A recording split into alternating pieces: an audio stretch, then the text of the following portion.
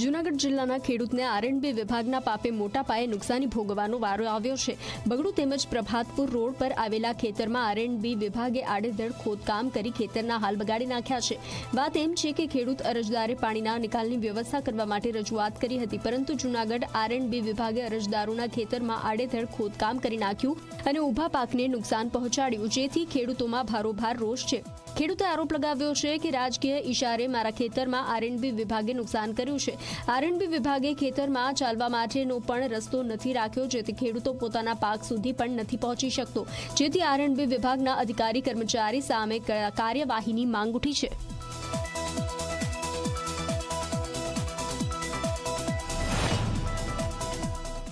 ખેડૂતો છે એના દબાણ કરતા આ પાણીનો નિકાલ બંધ થયો એટલે 15 જેટલા ખેડૂતોએ અરજી આપી કે ભાઈ અમારો પાણીનો નિકાલ તમે ખુલ્લો કરાવો। એટલે આરએનબી વાળાએ આવી અને કોઈ પણ જાતની કોઈને નોટિસ આપ્યા વગર જે અરજદારોએ અરજી કરી હતી એના જ ખેતરમાં પોલીસને સાથે રાખી ઊભા પાકમાં જેસીબી હાકી અને 3 ફૂટ જેટલી પોળી અને 5 થી 6 ફૂટ જેટલી ઊંડી કેનાલ બનાવી દીધી।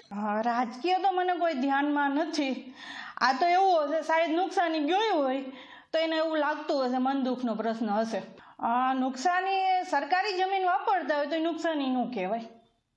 સરકારની જમીન હોય તમે એને વાળી લીધી હોય અથવા એને દબાણ કહેવાય, નુકસાની ન કહેવાય, દબાણ છે। ગટર હોય છે પાણીના નિકાલ માટે, ખેડૂત દ્વારા રોડની સાઈડમાં રોડ સાઈડ સુધી આવી ગયેલા હતા ખેતર।